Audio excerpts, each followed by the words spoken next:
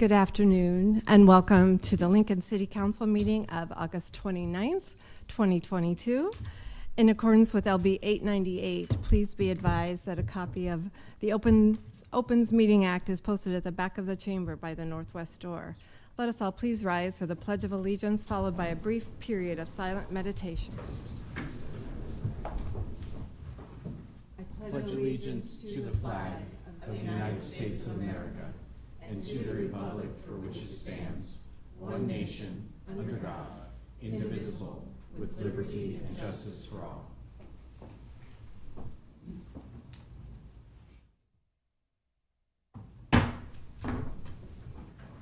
Thank you.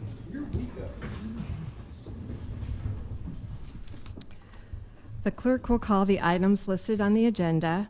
Under public hearing, anyone wishing to speak on an item should come forward after the clerk reads that item. The council shall require any member of the public desiring to address the council to identify themselves, the name of an organization or group, including an address that you may be representing by such person or group, unless the address requirement is waived to protect the security of the individual. The applicant may then make one short rebuttal. Each speaker should begin by stating their name, address, organization, or group, and whether you are speaking in favor of or in opposition to the item. Testimony is limited to 5 minutes per speaker. After all public hearings, the council will vote on resolutions and items listed under third reading. On the second and last Mondays of the month, immediately prior to adjournment, anyone may speak on any issue not on the agenda for that date nor planned for a future agenda. Will the clerk please call the first item of business? Our first item of business today is notation. Due to the Labor Day holiday, City Council will not meet on September 5th.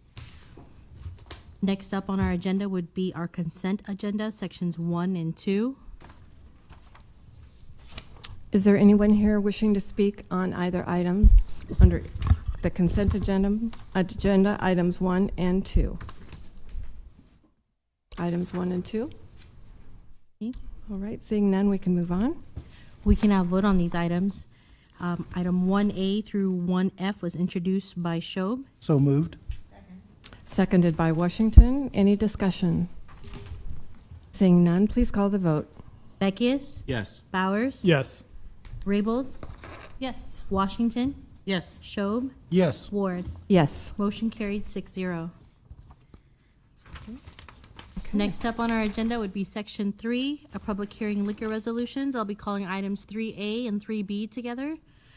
Item 3A is application of Royal Hookah Bar and Lounge LLC doing business as Royal Hookah Bar and Lounge for a Class CCS liquor license located at 1619 O Street, and the related manager application of Jamil K. Kudeta.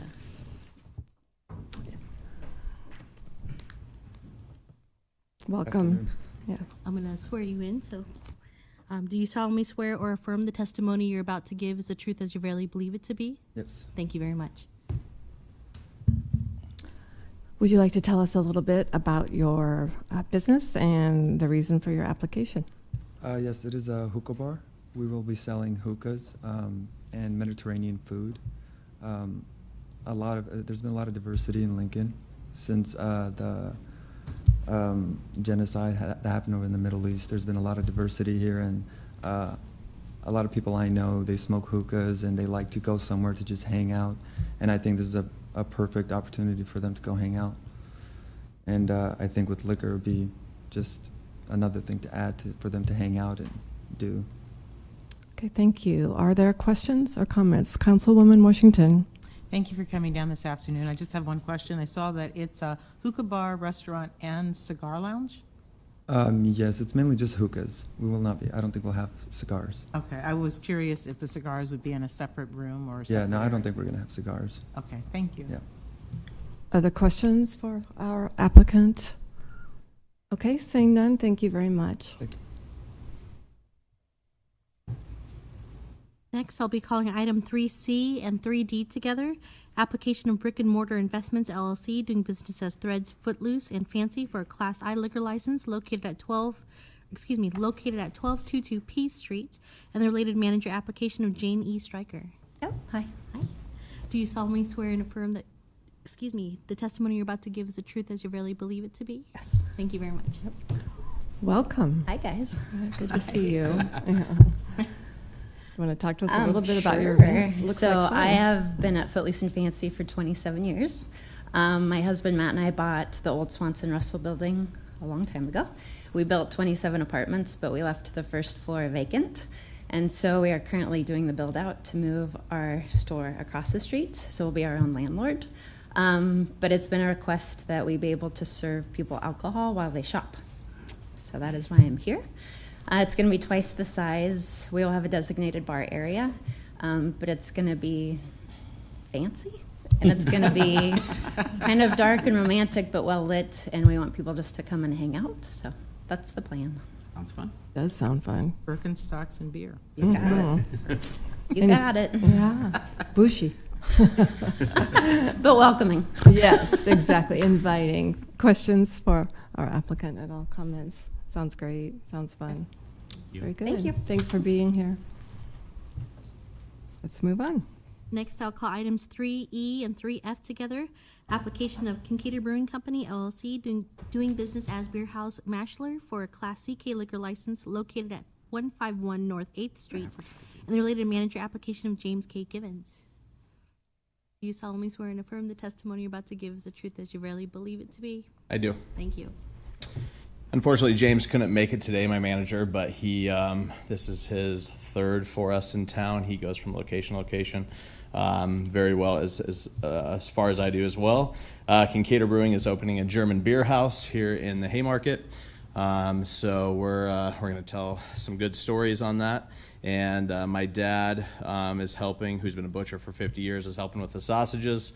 And then I'm doing the beer. Pretzels? What's that? And pretzels, yeah. So we're not going to be a full-fledged restaurant. A lot of people did want a full-fledged German restaurant in town, but that space won't allow for it. So pretzels, sausages, good beer, cocktails, pretty straightforward.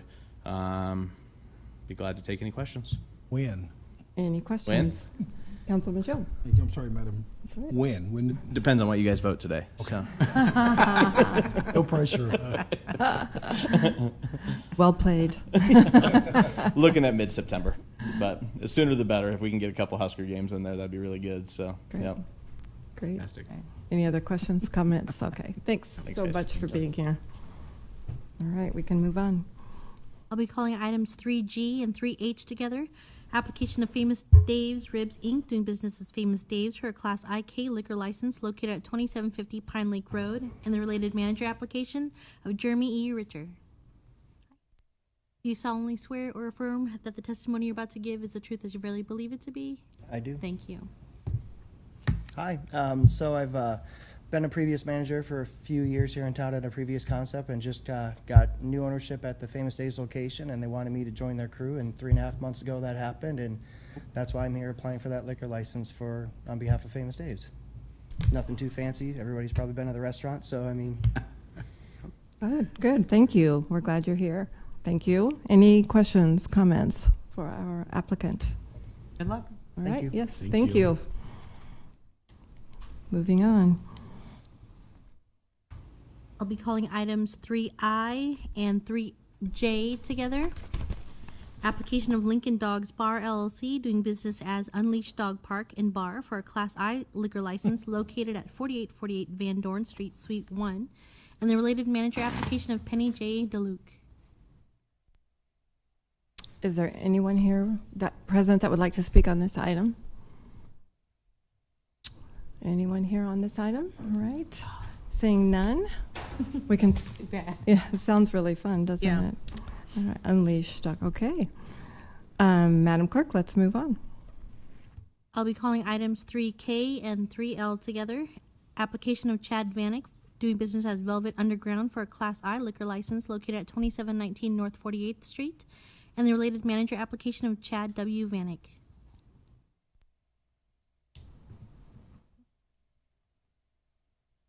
Hello. Do you solemnly swear and affirm the testimony you're about to give is the truth as you rarely believe it to be? I do. Thank you. You can go to either microphone if you'd like. Thank you. Welcome. I'm normally loud. Yeah, so we're just a boutique, and we're going to put in a little craft bar in the back. And so if you want to come in and shop, you can have a glass of wine while you shop, or if your boyfriend or husband is drug along with you, he can come and have a drink with me at the bar while you shop. So that's kind of the gist of our Good thinking. Okay. business, yes. Any questions for the applicant?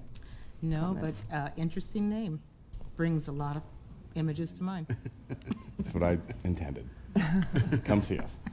Will do. Great. Boomers unite. Okay, seeing no further questions, thank you Thank very you. much. Thank you. We can move on.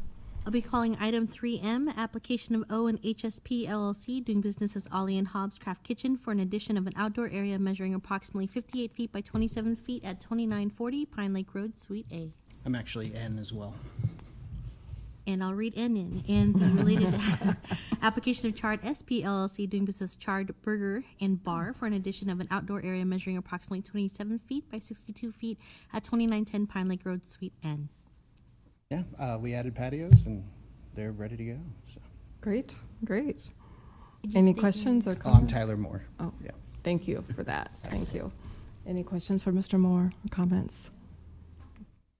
Yes, Councilman Shob. The addresses are a little bit spaced, but are they adjoining properties or are They they are directly across the walkways. across the So walkway? you got the movie theater and then Ollie and Hobbs and Charter on the two corners. Thank you. Thank you, Madam Chair. Okay, Good space for a patio. There it is. all right. Seeing no other questions, thank you for being here. Thank you. We can move on. I'll be calling item 3O, application of Pub Bar and Grill Inc., doing business as Pub Bar and Grill for an addition of an L-shaped outdoor area measuring approximately 27 feet by 50 feet at 4947 Holdridge Street. Hello. Welcome. Thank you. I don't have this ready. Cool. You're okay. I didn't know, but I'm Doug Litz. I'm part owner of the building and bar and business, and we're just looking for a sidewalk area, expand our food and beverage area, hopefully outdoor smoking. Okay, very good. Any questions for Mr. Litz? How are you? I'm Good to see you. Any other questions? Councilwoman Washington? I did have one question, thank you. When you have the outdoor smoking area, I'm not as familiar with that, and it just came up in another application, so I was reviewing this. I was curious, who do you apply to get the outdoor smoking area from? I have no idea. I don't either. I'll look it up. Good question. No, we have like 7 different people doing and measuring and doing all that stuff. I just thought that was all included. Yeah, But it may. I haven't seen that come forward yet. sorry, I don't know that. All right, I'll look it up. I'll give you a call. All right, thank you. Any others? Any other questions for Mr. Litz? All right, seeing none. Thank you. Thank you very much. We can move on. I'll be reading item 3P, manager application of Rock J. Amon for Mochara LLC, doing business at the Watering Hole downtown, located at 1319 and 1323 O Street.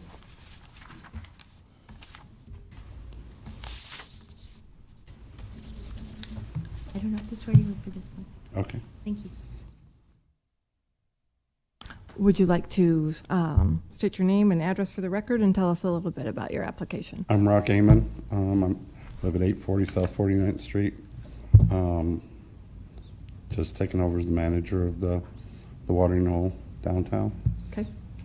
So that's the reason for the change in Yes. management? Okay, very good. Any questions for our applicant at all? No? Okay. All right, thank you. Thanks for being here very much. We can move on.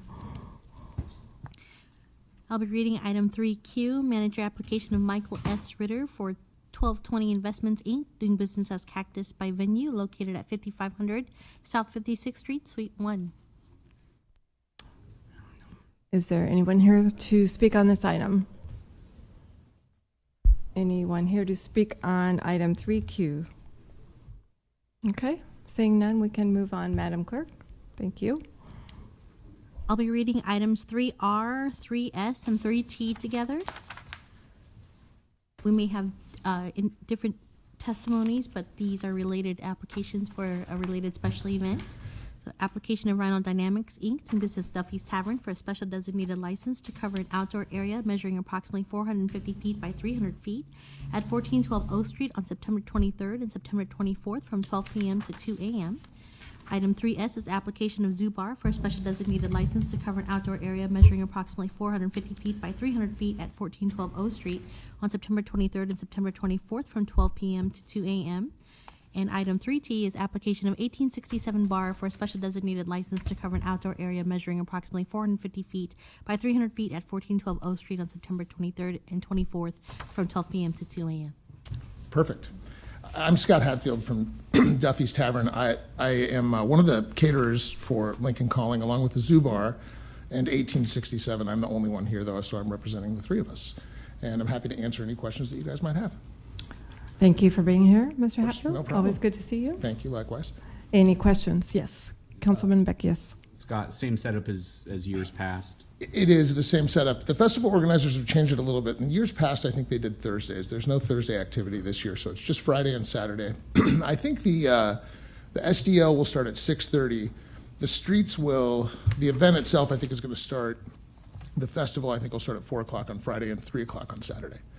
But the same setup, there'll be a stage on 14th Street, which is going to be really cool, and a stage behind Duffy's in the parking lot. And one thing that we're going to do that's different this year is people will be able to leave the Zoo Bar, hopefully, and walk out into the festival grounds, or leave 1867, or leave Duffy's and stay confined in that festival space with their drink, and just kind of free flow throughout the whole festival. Nice. So Yeah. we would be able to go from your back lot down through. From my back lot out through the alley and Yep. into the street and Into to the 14th. Zoo Bar or to the 1867 and see shows at all those places. Very cool. Yeah, it'll be fantastic.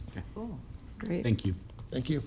Councilwoman Washington. I noticed in the application that you said that you were going to use wristbands. Oh, in one place, there wasn't, and then in another place, when I read deeper, it said wristbands. So I wanted to know, are wristbands for 21 and older, or are they, everybody wears a wristband? They'll 'cause be that's the for ticket? both. The festival will have its set up for festival goers, and we'll have a different wristband set up for people who are over 21.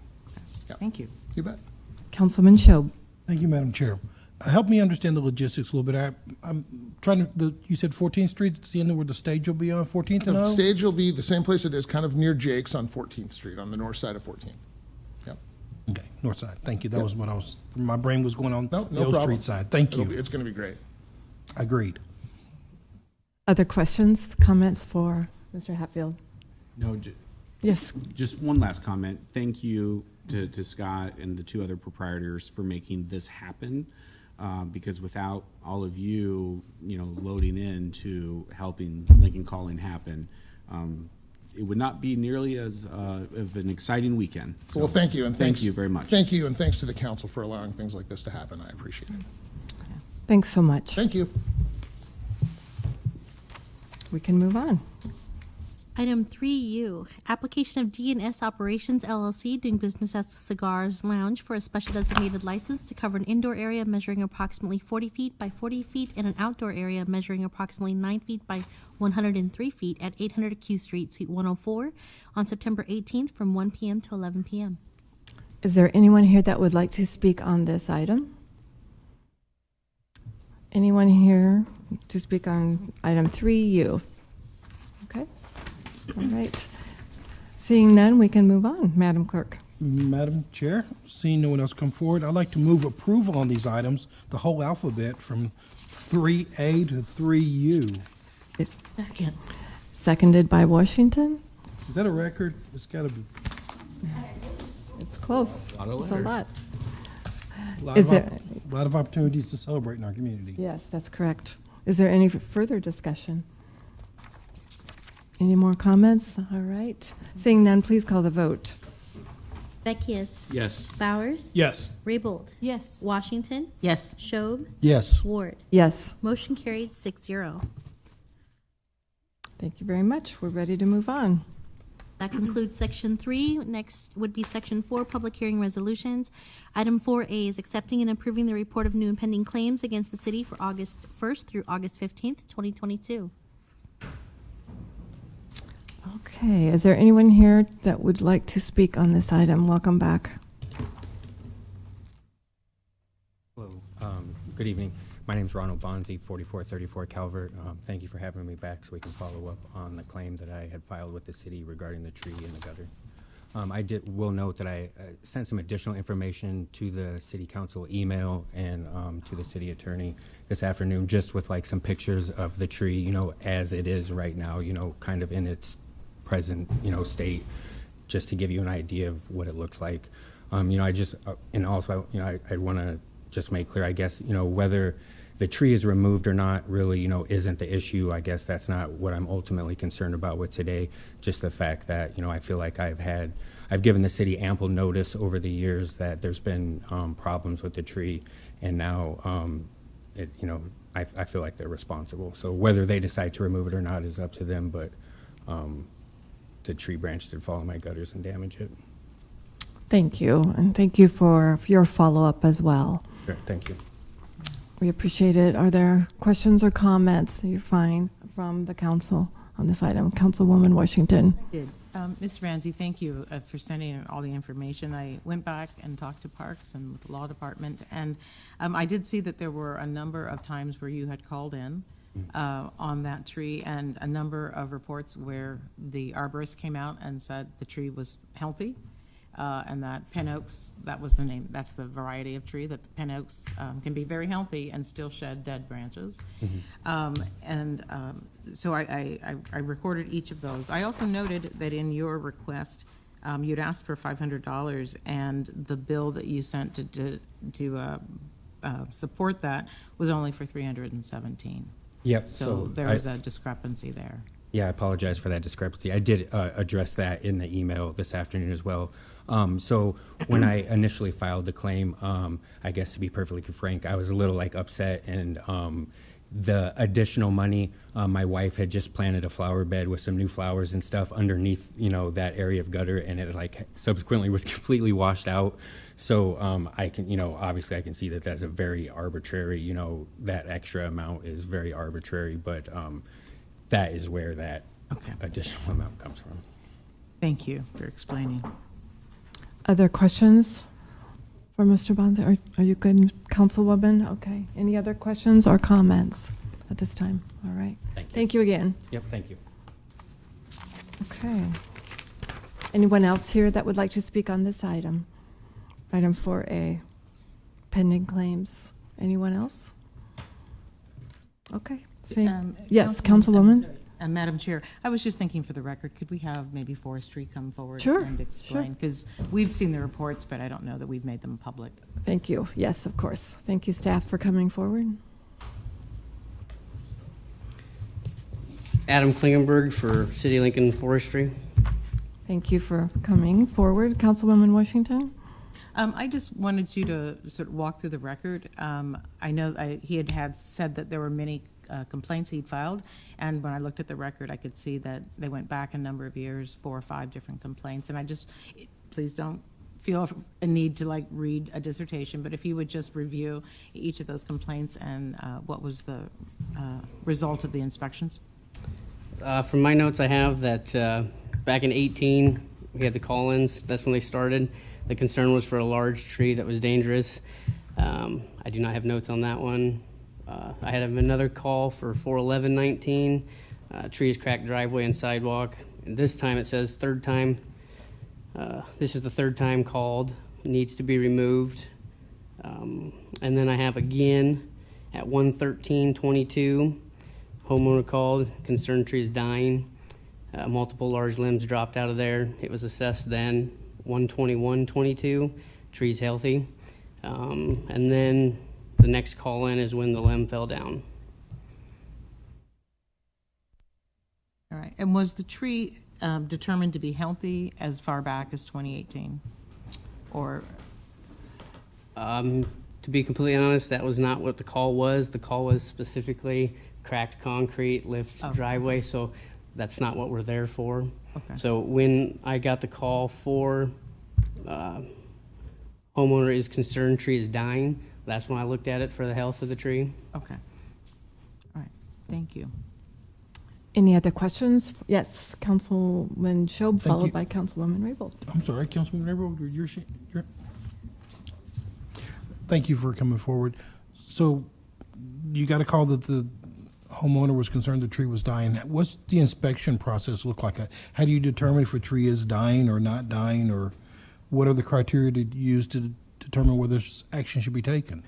When I get these calls and I pull up on scene, as I'm pulling up, I take a peek at the canopy as I'm coming up on it, get a view from a distance. You look for how vigorous the tree is, the condition of the leaf growth, if it's dark green, light green, the canopy shape itself. You do look at the dead branches if there's decline in it. From there, I move to getting out of the truck and walking up to the tree, walking around the tree, looking at the base, the roots, the trunk, and then assessing and seeing what you see from there. And if you see decay, if you see like new concrete, other changes in its environment. And so that's, you look at all of that stuff and then you put it together. Thank you. Thank you, Madam Chair. Councilwoman Raybold? So on any of the other previous visits, was action taken by the forestry department to either trim, or it was just like reviewing the condition of the tree, or? The call from 18 and the call from 19 was about the concrete, so we looked at that. That's what we assessed. The tree was marked for prune in, I apologize, I can't remember if it was pruned in April or what, but at that point it was assigned a prune and completed. I don't have in my notes why, but. And then the pruning and trimming was done in 2018, is that right? The tree was pruned in 19. 2019, okay, thank you. Any other questions for our staff? Or comments? Okay, seeing none, thank you. Yep. Very much. All right. Anyone else here present that would like to comment on this item 4A? Anyone else present? All right. Seeing none, Madam Clerk, can we please move on? I'll be calling item 4B, accepting the Air Quality Section 103 ARP Direct Award for enhancing continuous monitoring work plan from August 1st, 2022 to July 30th, 2024. Good evening, council members. Gary Bergstrom with the Lancaster County Health Department Air Quality Program. This funding is basically, American Rescue Plan funding that was doled out to EPA based, through the different regions, and then to EPA given out to the states for disbursement to either through their own monitoring programs or through local programs like ours for purchasing air quality monitoring equipment, making upgrades, things like that. With this grant funding, we will be replacing aging but still functional air quality monitoring equipment, both at our department at 3131 O Street as well as in Davie. Any questions? Questions for our staff? Gary, present at all? Any questions, comments? Seeing none, thank you very much. You're welcome. Appreciate it. Anyone else present that would like to comment on this item? Item 4B. Right, seeing none. Madam Clerk, let's move on. We can now vote on these items. Item 4A is accepting and approving the report of new and pending claims against the city for August 1st through August 15th, 2022, introduced by McGinnis. So moved. Second. Seconded by Shob. Any further discussion? Comments? Seeing none, please call the vote. Raybold? Yes. Bowers? Yes. Shob? Yes. Beckius? Yes. Washington? Yes. Ward? Yes. Motion carried 6-0. Item 4B is accepting the Air Quality Section 103 ARP Direct Award for enhancing continuous monitoring work plan from August 1st, 2022 to July 30th, 2024, introduced by McGinnis. So moved. Second. Seconded by Shob. Any further discussion? Seeing none, please call the vote. Washington? Yes. Bowers? Yes. Raybold? Yes. Shob? Yes. Beckius? Yes. Ward? Yes. Motion carried 6-0. That concludes our Section 4 public hearing resolutions. We shall now move on to public hearing ordinances, second reading and related resolutions, Section 5. I'll be calling items 5A and 5B together. 5A is appeal by Anthony Dirks of Planning Commission approval of special permit 22020, application of Osage Hill Farm LLC to allow for for a CUP community unit plan for 7 single-family dwelling units with associated waivers on property generally located at 7433 Southwest 27th Street, and the related change of zone 22017, request of Osage Hill Farm LLC change from AG Agriculture District to AGR Agriculture Residential District on property generally located at 7433 Southwest 27th Street. Anyone present that would like to testify on this issue? Thank you. Good evening. I am not Anthony Dirks. He couldn't be here this evening. My name is Richard Plachek. I live at 3120 West Bow Bridge Road. I'm a resident of the Bridges, also a member of the board, and I'm here representing the 70-plus homeowners who live in our neighborhood. On July 18th, several of our neighbors and board members attended a neighborhood meeting with Mike Eckert of CDG, who was representing the developer of the Osage Hill development.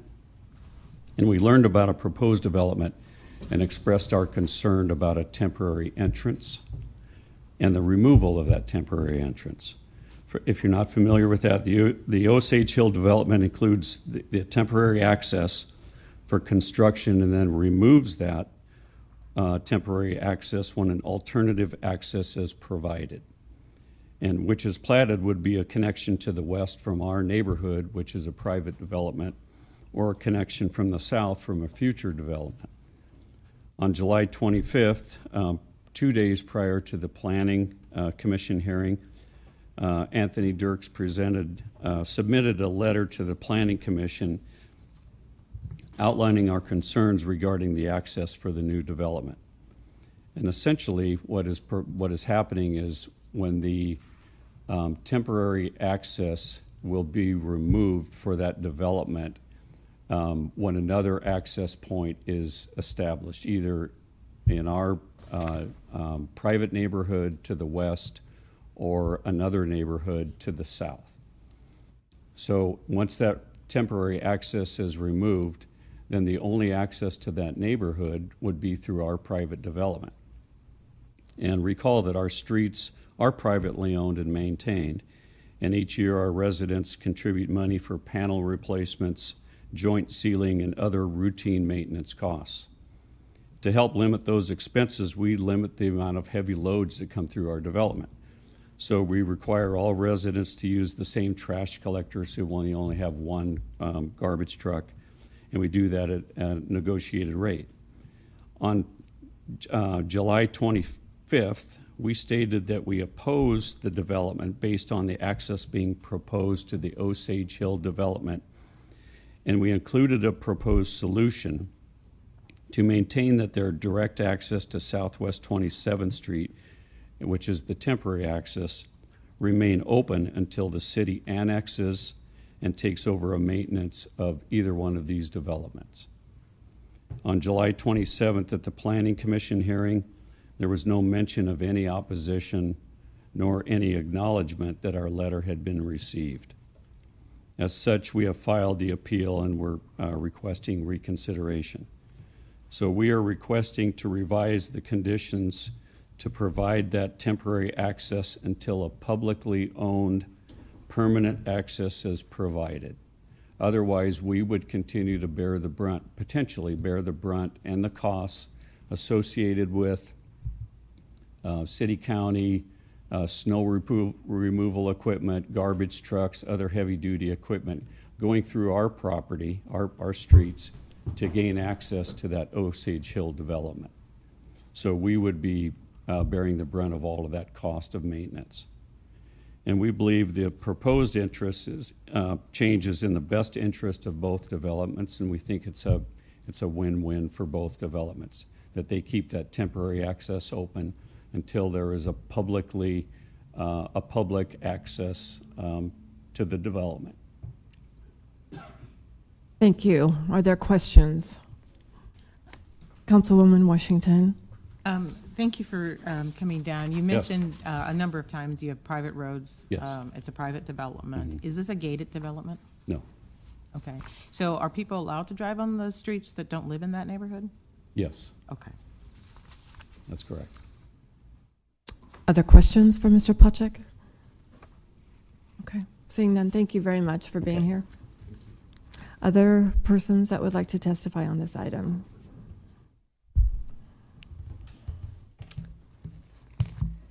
Good evening. Good evening.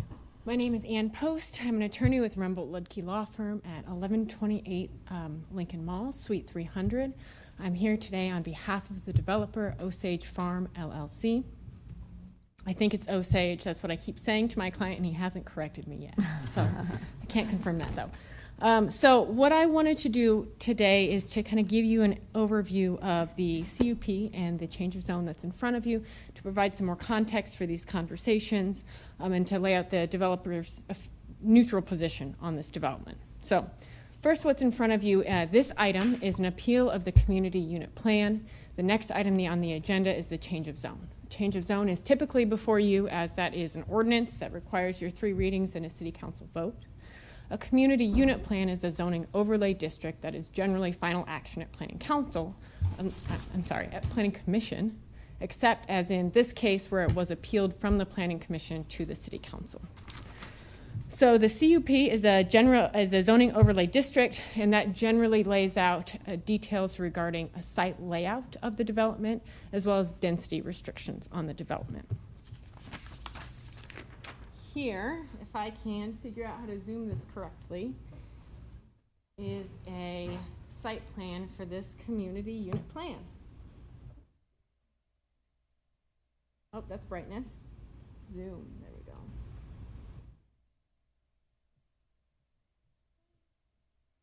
Oh, that's generally it. All right. So what this is we're changing the zone from ag to AGR. This allows acreage developments outside the city limits, and this is in conformance with the future land use plan and a change of zone that's supported by the planning department. So what this would allowing us to do is this entire area is a little bit over 20 acres. It allows us to cluster 7 approximately 1 acre lots in this corner. As a condition of this CUP, it is a build-through CUP. What that means is that this big open space will remain agricultural, but it is reserved for future development. That means when we lay out this site, we are required to lay it out in a way that will accommodate future higher density, basically platting this out into 7 additional lots. So what that means is that this green area is the public street at issue that will be built to city standards, curb, gutter, concrete, and that also the sewer in the area will be built to the 8-inch city standard. Each lot will have a well for water, and this area will also be served by a community wastewater system. Let's see. The CUP as shown here and the change of zone passed planning commission unanimously. The issue before you today and the issue that the gentleman before me discussed, the issue is access. So if we look, as I discussed, this green area is going to be city streets, paved to city street standards. This pink area is the area at issue. This is going to be a temporary construction or temporary connection to Southwest 27th Street. The reason being is that the connection to 27th Street under the access management policy would generally be further south than this development. So this access is close but not quite conforming to the access management policy. So that's why it's temporary, and this generally wouldn't be allowed. So in order to allow this development, we worked with planning to get their recommendation to allow this temporary access to Southwest 27th Street, but that this will go away at the time that this neighborhood can get access through either the bridges to the north up here. There's we generally show potential for a road street here, or through any future development to the south. At that point, this pink area will go away. Except one more exception to that is that, as the gentleman in front of me discussed, there was a neighborhood meeting. I was not present at that. Our engineer on the project, Mike Eckert, was present at that. At that meeting, the neighborhood's concerns about connectivity, about increased traffic through the bridges were discussed. After that meeting, there was a motion to amend introduced at Planning Commission that additionally allowed that this pink area will continue to remain, not just until there's connection from a adjoining neighborhood, but also until construction is completed on the 7 lots here. So what that means is that they will not be driving construction equipment to build those houses through the Bridges neighborhoods. It will take access from this temporary connection, and at the time that both construction is completed and access is available through the adjoining neighborhoods, that access point will go away. The developer is officially neutral on this, on the suggestion proposed by the appellant, that if the council wishes this temporary access road to remain open longer until urban development, until annexation, that the developer is willing to accommodate that in this development. At the same time, this structure is something, the structure proposed by planning that was approved at Planning Commission is something that was heavily discussed and with the planning department and agreed to as it moved forward. So that is, we are happy to accommodate any changes the council makes today. We are also prepared to move forward with the CUP as proposed.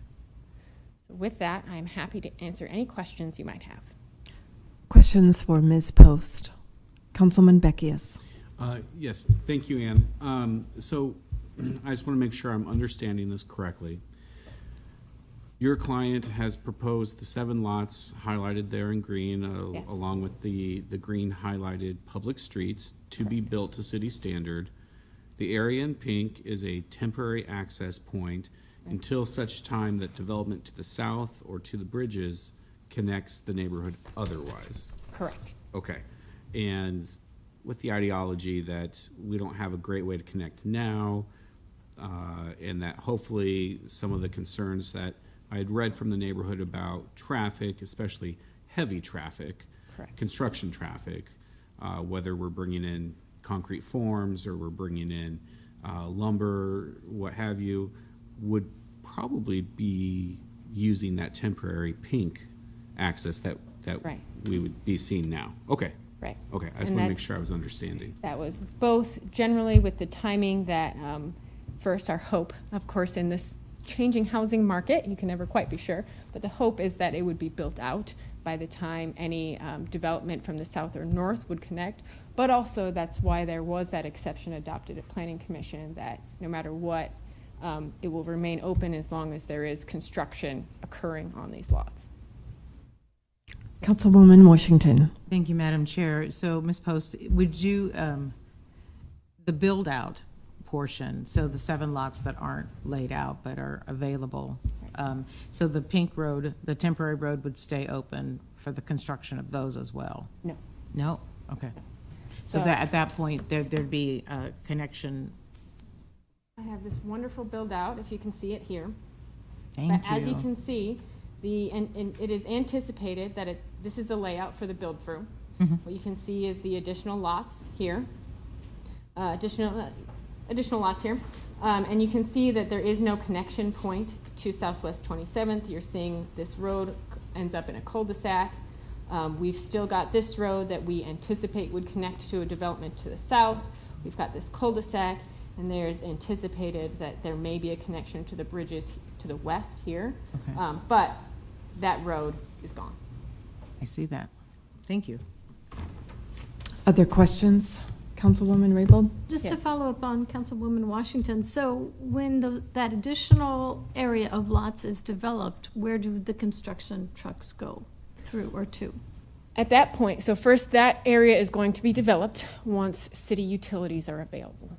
So that means that that will be at the time the area is annexed. Right now, it's my belief, and maybe planning department can come correct me if this is wrong, but that is not anticipated that it's going to be annexed within the 2050 plan.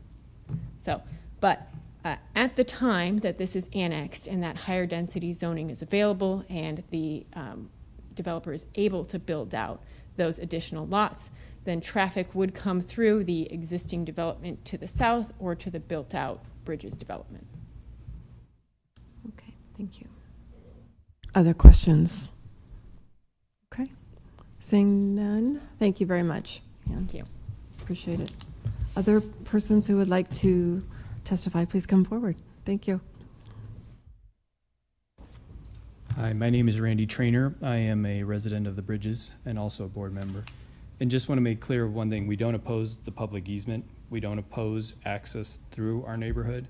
What we're trying to get is, since you already have a temporary access available, if that could be maintained until the 27th Street, the further south, the permanent plan is open, that access is open, that would provide 2 access points, one through our neighborhood, and this temporary access would be available then for garbage trucks, for snow removal and that sort of thing. It just kind of eases the strain on our streets. And long term, yes, it will go away when the 27th, the further south entrance area is open. And again, we're not opposed to public easement or access through our neighborhood. We just want some availability for the meantime to take some of that strain off of from the heavier trucks that would come through. And I just want to make sure that was clear. Okay, thank you very much. Questions, Councilwoman Washington? Thank you, and for clarifying that, and I probably should have asked Mr. Plotchek the question, but you're right here. I'm going to ask you the question. Okay. Since there's such a concern, and I understand the concern about the heavy trucks, is that bridge, the first bridge you come to when you come into the bridges, is that weight signed? Is the weight limit signed? Does anybody know how much weight it can handle? Mike can answer that. We have a sign that we try to have heavy trucks come in off of West Denton Road, coming up to what I think is You could come on up. 31st, Yep. to try to avoid some of the strain on that bridge. I think it is weighted for heavy equipment, but I'll let Mike answer that question. So our entrance bridge is actually built to highway standards, so anything that can go down the interstate can cross through that bridge. We do, as a neighborhood, discourage the big, heavy construction trucks. We have another entrance that we try to use for just to reduce maintenance on our bridge, but it can handle height and width and weight of anything that can go down the interstate.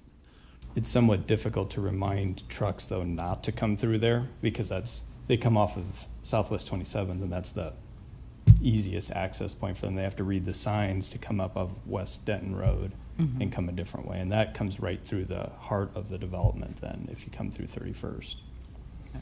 All right, thank you. Because folks I'll wouldn't speak a little necessarily bit more, Mayor. know. I'm Mike Rezak. I am the developer, the last left developer of the Bridges subdivision. So we are in the process of looking at expanding our subdivision. I think, and the neighborhood is very open to the connectivity. We're just, since our streets are private streets, we're very aware of maintenance and the cost of maintenance. As the city, as you guys well know, we've taken that on in our subdivision. And so we're just very conscious and aware about that, and just concerned about that construction traffic and that long-term snow removal. You know, what is the county will have to weave all the way through our subdivision with a snow plow to get to that little section of streets, you know, so how would that look? And maybe there's something we can negotiate with the county. And then also the big garbage trucks and service trucks and delivery trucks. So that's our concern in the neighborhood, you know, not the connectivity, it's just that maintenance, and we're taking on some additional maintenance. Yeah. And I'm the treasurer, so, you know, I'm responsible for the costs of that and, you know, handing out the HOA assessments. And we have had, you know, about $10,000 worth of expense each year just to maintain those roads. Again, that's fine. But if since there is already a temporary access, we're trying to look at it from a standpoint, okay, if we can just keep that helps us out a little bit. Still does our part by maintaining access through our streets, which we don't oppose. But if we could leave that open as long as we can until that south entrance provides another access point and less, you know, kind of evens out the traffic on that for especially the heavy trucks. That's the ones we're concerned about. And again, I know the construction part to some degree will be handled for a period of time, but we still have those garbage trucks, and if it's not one garbage company, it's several garbage trucks coming on in several days. You couple that with whatever the snow removal is, if we already have an access point that could be used, feels like this could be a win-win in just keeping that open. And then we're happy. Yes, Councilwoman Raybold. This is a very odd question. So you take that one. Mike gets it. Is it really improbable or highly unlikely that these new homes the 7 homes or acreages could be brought into your homeowners association and contribute to some of the road maintenance and upkeep that you have mentioned? Is it highly unlikely to do something like that? Yeah, I'm not sure. I don't know that I could answer that. That'd probably be. We looked at the probability of connecting them to our sewer system, and so we're still actually in that process of determining what the capacities of our sewer system is, especially if the Bridges is going to do an expansion and how that might look. So, I mean, we're open to all of that. We're also sensitive to not slowing down their development. Yeah. You know, that's not our intent.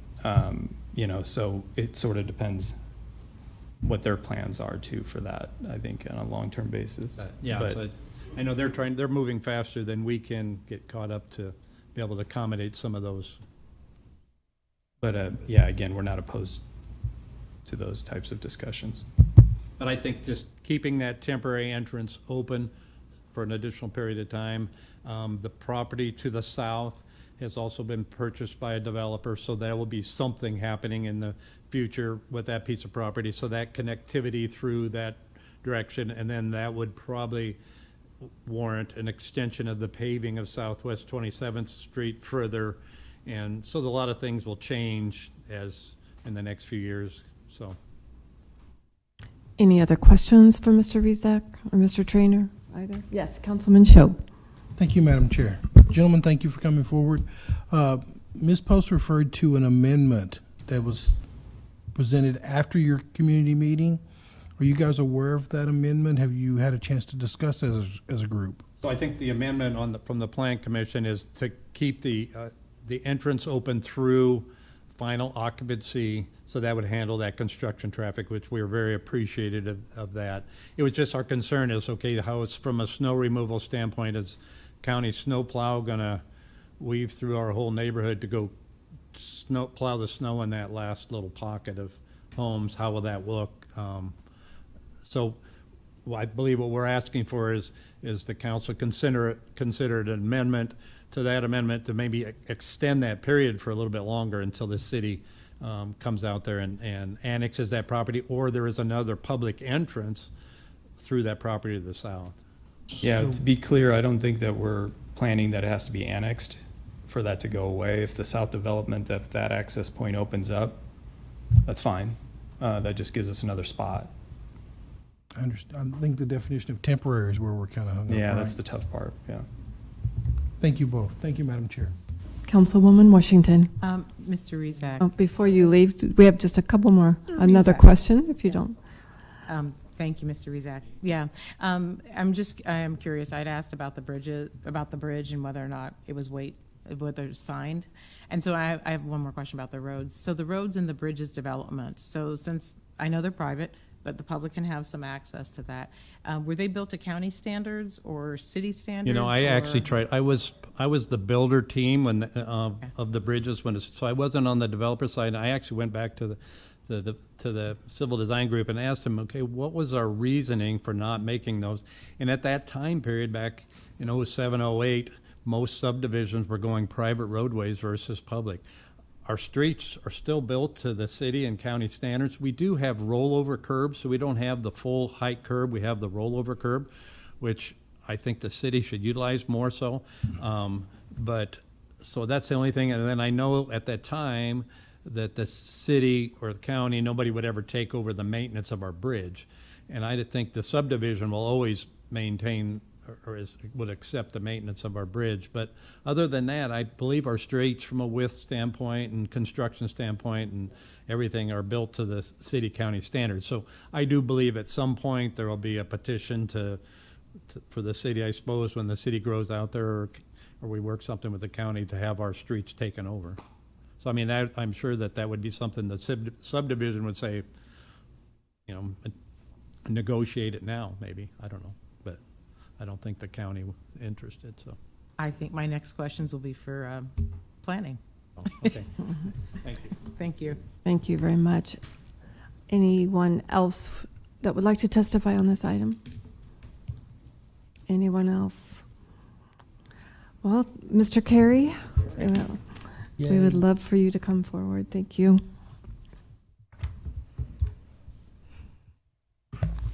Good evening, David Carey, Director of the Planning Department, 555 South 10th Street. Questions for Director Carey? Councilwoman Raybold.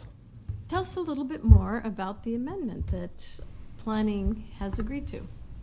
Yeah, so I think that that was a very a good outcome of that public meeting and that conversation that took place. And really what it does is it puts in a protection that I would say not every development is given, in the sense that the construction traffic is going to be guaranteed to only access the new lots off of 27th Street, so that they won't be going in other directions, which is often one of those issues that we hear for a lot of developments, which is a concern. It's a real concern. And so what that is saying is that the temporary access to 27th Street will be in place until the final occupancy is given for all of these new lots. And so that's a pretty good protection for the existing neighborhood. But when you say all of these new lots, it's only those 7 lots, right? Correct. Yeah, and I think that a visual always usually helps, so I'll put that up there on the screen. And I guess what about phase 2 of that development? Well, phase 2, I'm glad you asked it in that way, because phase 2 is sometime in the future, big question mark. And we don't really have a firm date for that. That also is, whenever that could happen is when a lot of other developments could happen in this area, when we start to get water and the sewer out there, which is many, many years in the future. I can't give you a year for that, but it's far into the future. So it's not going to happen in the near term. So it's a question mark, but I would also point out, by looking at the overhead image, and Ms. Post did a good job of explaining which streets are which. So what's outlined in the green here will be the permanent streets that are built with this development. The pink is the temporary access to 27th Street. And in blue, all I did was just say that the language that's in the approval agreement is that at some point in the future, when there is a future development to the south, which again, we do not know when that will happen. We don't have an active discussion going on for that property right now. But eventually it will happen, but it could very well be years in the future. That is where a future connection, permanent connection to 27th Street will come somehow through that development at the location where it is most appropriate for Southwest 27th Street. This is not the ideal location for an access point, so we don't want it there for forever, let's put it that way. And as part of this process and agreement, we have agreed that it could stay there for quite a while, quite frankly, is what's going to happen out there. Because what is being suggested here to the west is what Mr. Rezak was saying is, at some point, again, an unknown date in the future, that land will develop as well, and that's when that continuation of the street network will happen. If I had to guess, we're talking about at least a few years into the future, that all the conditions would be met so that this actually would go away. So it's not immediate. It's going to take a long time for these lots to build out in the first place. And it may be just as likely that the connection to the south will happen sooner than to the west. We don't know that. So that's just more explanation of kind of how that agreement was set up. Mr. Curry, I have a question for you. Yes, please go ahead. The blue line going toward the bridges, the road that you've outlined there, does the bridges property begin right where the blue starts, or is that an intervening piece of property? This is an intervening piece of property that has potential for development that could develop. We don't know when, and also we don't know how the phasing will be worked out. So it could be many years in the future for that. I can't speak to that, but it's not part of this active approval. Okay, and then could you also sort of summarize or explain if there are other situations in Lincoln where there are private roads in developments that have public access, and how does the city manage these? Are they within the city limits? Do we have some of those examples inside the city limits, or are they all outside the city limits? Yes, so there are examples of the situation where we have private streets interacting with public streets. We have the situation both inside and outside of the city. And I say that in a way that tried to explain that this situation is not uncommon. It's not, I would say it's not ideal, but it has happened. It continues to happen where we have an interaction between public and private streets. I think the main point to make there is that the private streets, while they are maintained privately, they have a public access easement over to them all so that the public has a right to go through those streets. And I don't think that's in question here at all, but that's just the way that we make sure that the interaction of the street network can take place and that the flow of traffic makes sense. And when it's inside the city limits, how do we manage snow removal on public and private? I mean, assuming that the city is not plowing private streets. Yeah, and that's a good question, because there's a complication when that happens. So oftentimes there are private contractors that do the private streets, and then the city does figure out where it best accesses different areas. There have been situations both on the county and the city side where there is an agreement where certain streets get plowed and where they may be public streets, but there's a contractual arrangement so that it makes sense that once somebody goes in there, that entity is clearing out all the streets. Perhaps that's an opportunity here if we have that situation in the future.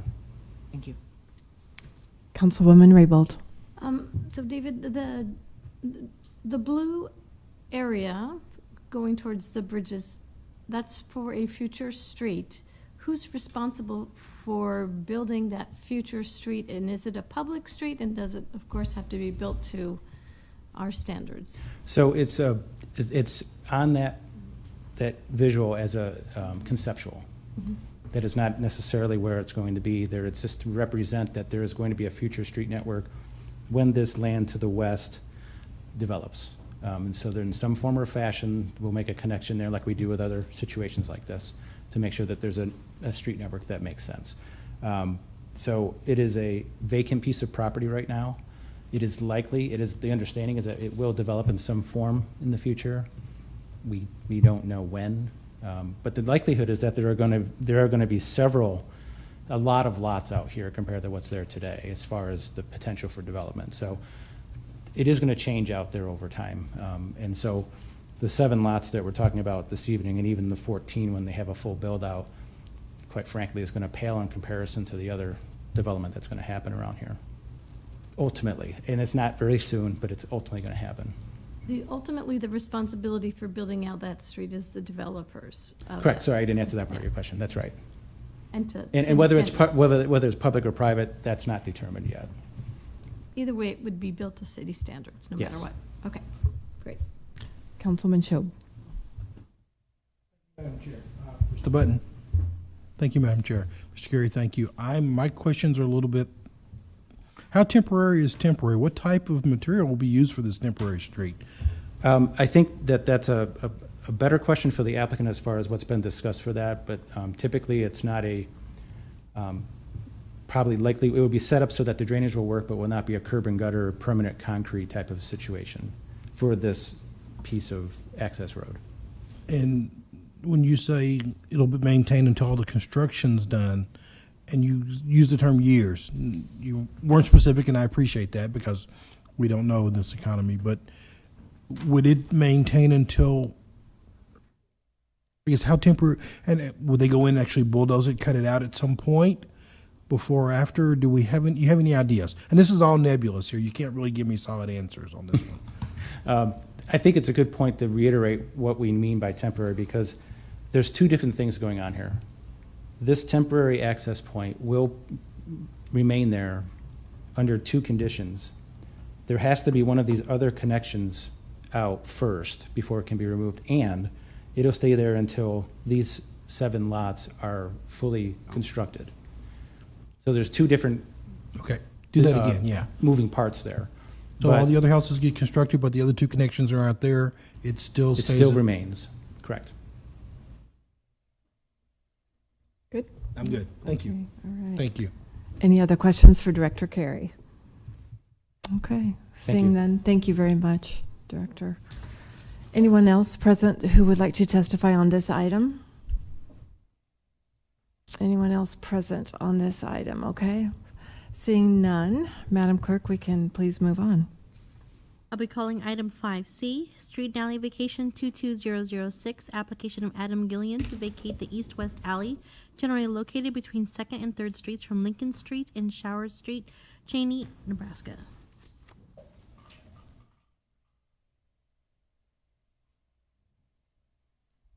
Welcome, Director Marvin.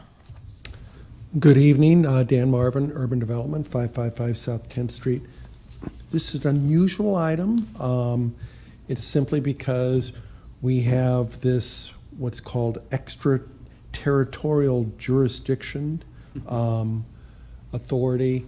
And what's going to happen is this body will review that this alley, which is an unimproved alley, can be vacated, and then this will go to the county. County will then process this and vacate it because it's out in the county. Questions?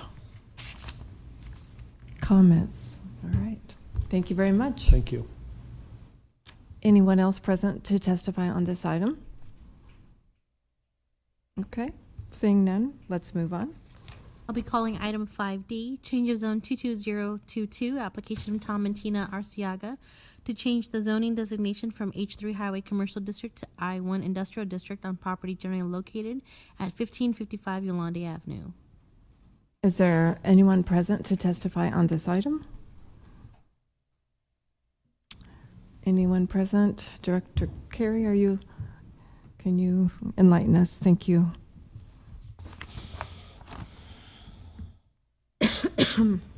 David Carey, Director of the Planning Department, 555 South 10th Street. I guess I'll just give a quick overview of what this is before you. It's a change of zone from H3 to I1 for the purpose of allowing for a place of public assembly with major entertainment and event activity.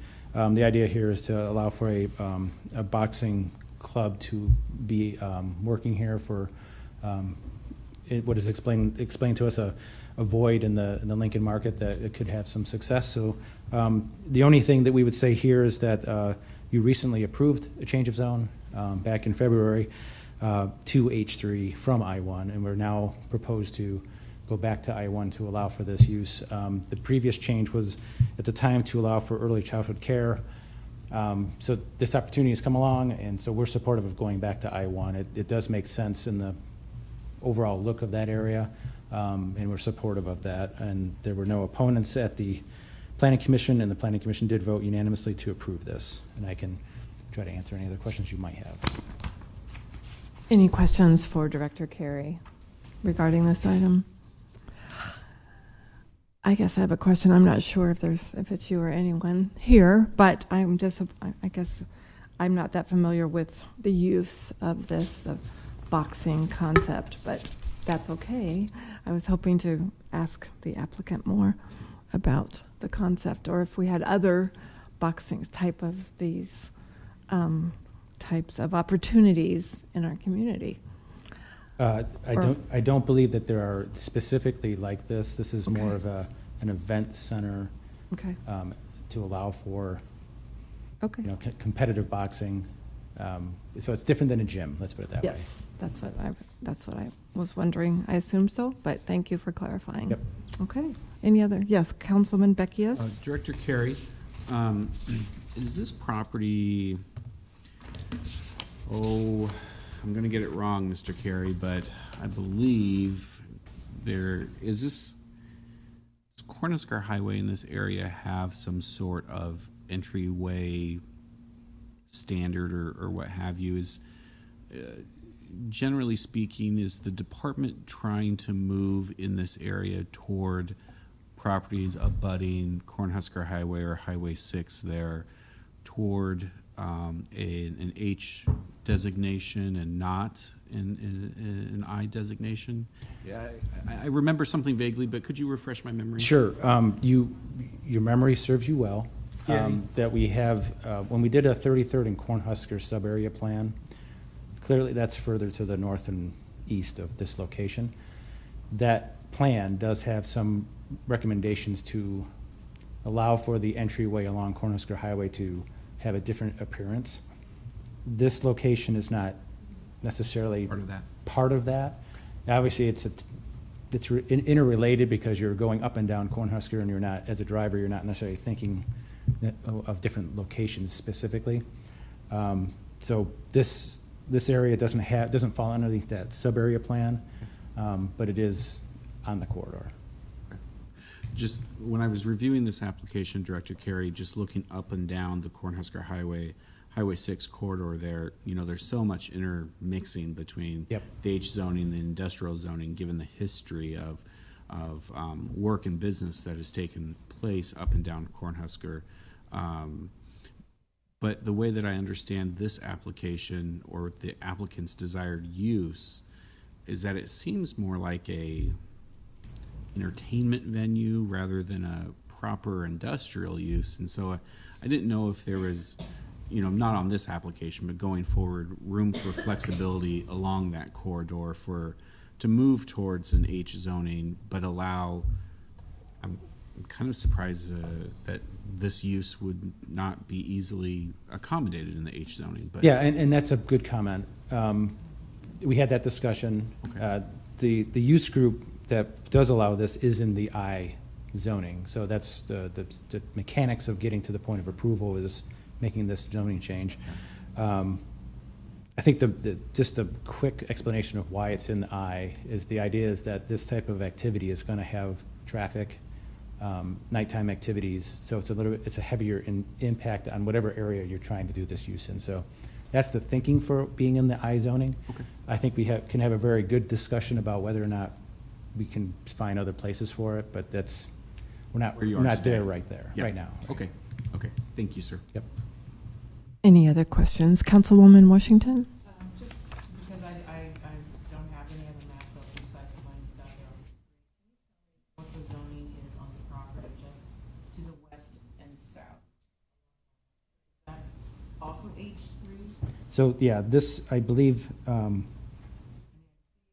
yes. Soccer fields. So this actually, the soccer field, the UNL activity, that's actually a piece, public, semi-public. Right. So that's a different animal. Yeah. Yep. But I was just curious about that small triangle between Cornhusker and, yes, that one. Yes, so my understanding is that that is H3. I don't have an active map up in front of me. You might be looking at it faster than I can. Yeah. Thank you. It's that one? It's that one. Other questions for Director Carey? Okay, seeing none. Okay, Thank you very thank you. much. All right, Madam Clerk, let's move on when you're ready. That concludes our section 5. We can now move on to section 6, ordinances, third reading and related resolutions. Item 6A is street and alley vacation 22003, application of Red Bishop Heights to vacate a portion of the right-of-way along South 27th Street between Woods Boulevard and Nebraska Highway 2, generally located at South 27th Street and Highway 2, introduced by Bowers. So moved. Second. Seconded by Beckius. Any discussion? Seeing none, please call the vote. Washington, Yes. Raybold, Yes. Schob, Yes. Bowers, Yes. Beckius, Yes. Ward. Yes. Motion carried 6-0. Okay, Section 7 is our resolutions first readings, items 7A through 7L. Section 8 is ordinances first reading and related resolutions, items 8A through 8E. Then our pending list date certain is items 9A. Okay, very good. I move we adjourn. Just a second.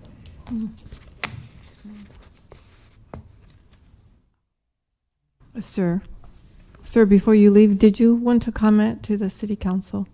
No, I already got like a recommendation on the paper, but, I crashed my car down the street with it. Supposed to speak, but I already know the recommendation is. Okay. Or claim? Okay. Okay. Okay. Yeah. Okay. Okay. Thank you for being Oh, here. thank you. Thank you for being here.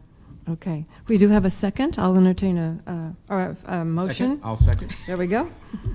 We have seconded by Beckius.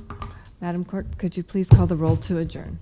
Raybold, Yes. Washington, Yes. Bowers? Yes. Schob? Yes. Beckius? Yes. Ward? Yes. Motion carried 6-0.